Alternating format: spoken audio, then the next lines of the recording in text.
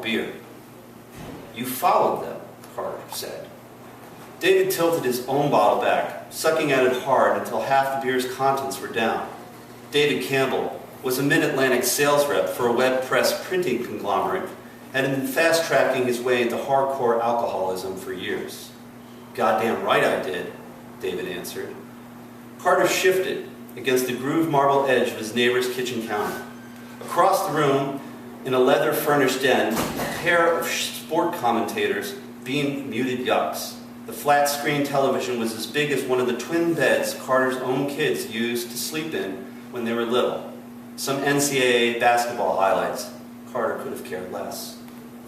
You were coming home from the airport and you just decided to follow them. Just flat out follow them. A bunch of strangers all the way down here to Annapolis, from Annapolis to Calvert County. Yep. At 2 in the morning. Yep. Carter set his beer down on the counter with a soft click, folded his arms. You do realize that's completely wacko, right? David threw his head back and shook it. No, it isn't. I was mad, maybe not thinking straight, but not completely wacko. Christ, did you get a look at their plate? Did you call the cops? No, you should have called the cops, man. I didn't call the cops, all right?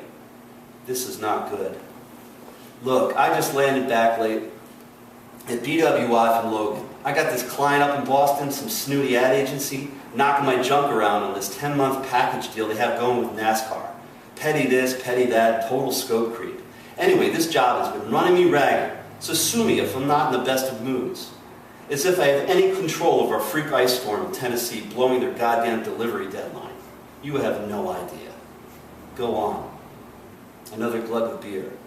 So I'm whipped and I'm thinking I'd come home and rock a couple of Tylenol PMs and sleep until noon because today, hey, it's Saturday, right?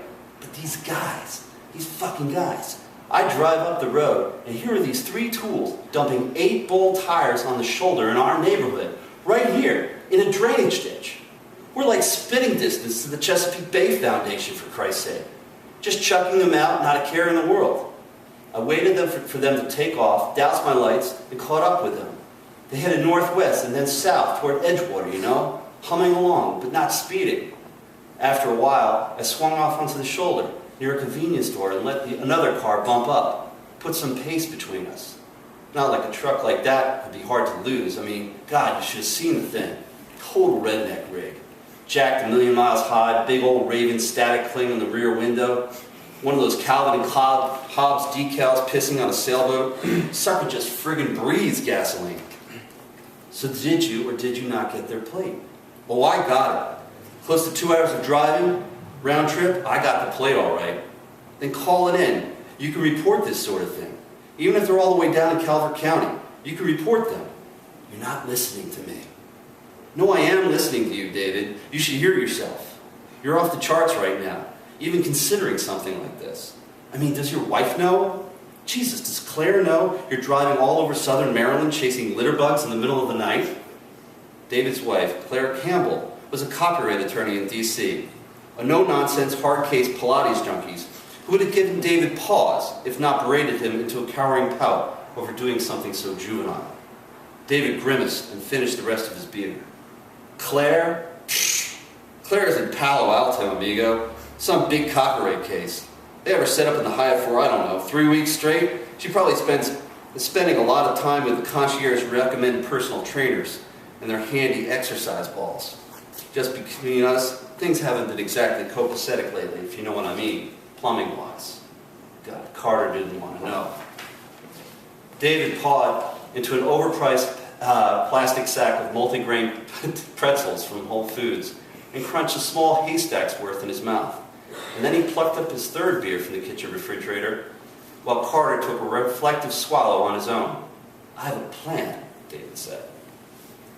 When Carter came to, he discovered he was still coiled on the garage floor.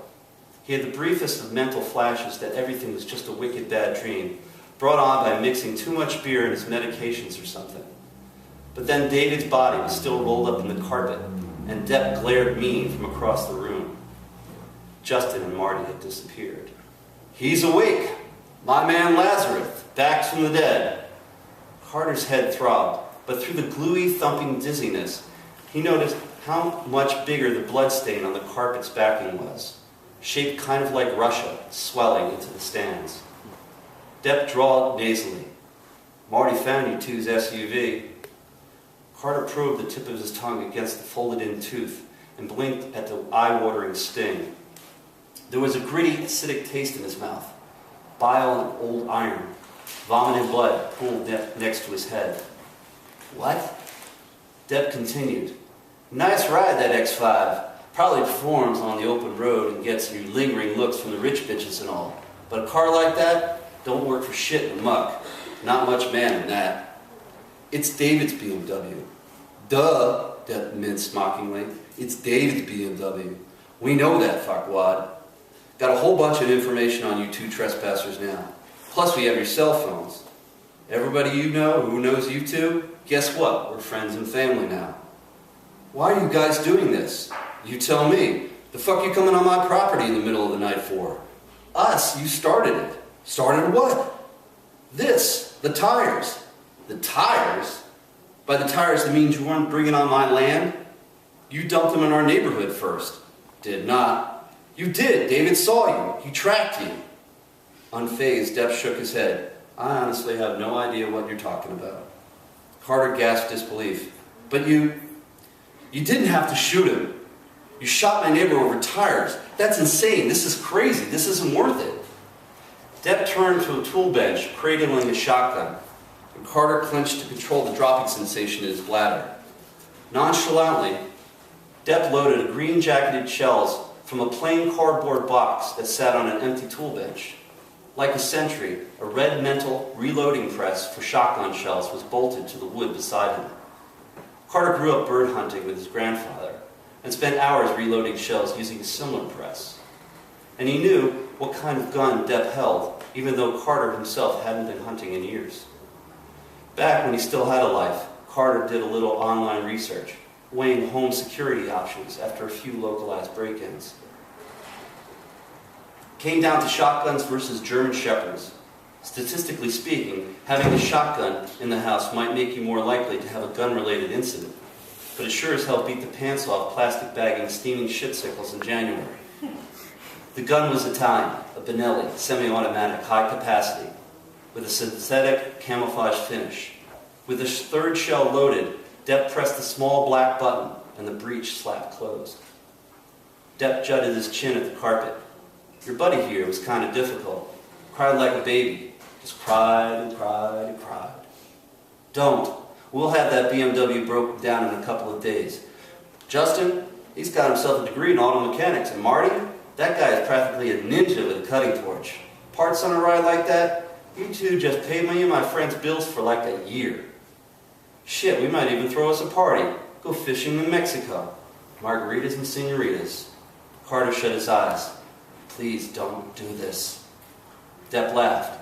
The laugh was soulless, wild. Maybe if Carter's wife hadn't divorced him and the real estate market hadn't tanked, Carter wouldn't have been still living in a house down from David Campbell. As it was, Carter lived in the hull of a house kept stage for potential buyers. When the house sold, his ex-wife would take the rest, just like she took his kids. At night, in his socks and underwear, Carter wandered the vacant colonial, feeling something between an intruder and a ghost. Carter's physician encouraged him to see psychiatric help to sort out the mental fallout from his divorce, so he did. His moods came and went, but he had to admit the sessions and prescribed pharmacology helped a lot once he backed off the booze. Little by little, Carter found his old self again, but it was difficult keeping up appearances. Tentative plan once the house sold was for Carter to get a small apartment in Baltimore, closer to work, or maybe, just maybe, start over at 49. Jesus, all the stupid maybes. Maybe if he didn't take that call that night, that was the biggest maybe of all. Caller ID said Campbell, D. Not his boss, or some jabbering telemarketer combing through the cash-flushed zip codes. It was David Campbell, a neighbor. He asked him over for a few beers, watched some basketball. Where was the harm? Carter had little else to do on a Saturday night except to look at bad cable and maybe feel sorry for himself enough to cry. So he grabbed a fleece jacket and trudged on over. Now David was probably dead, and soon he would be too. Carter, he thought miserably, you are such a fucking idiot.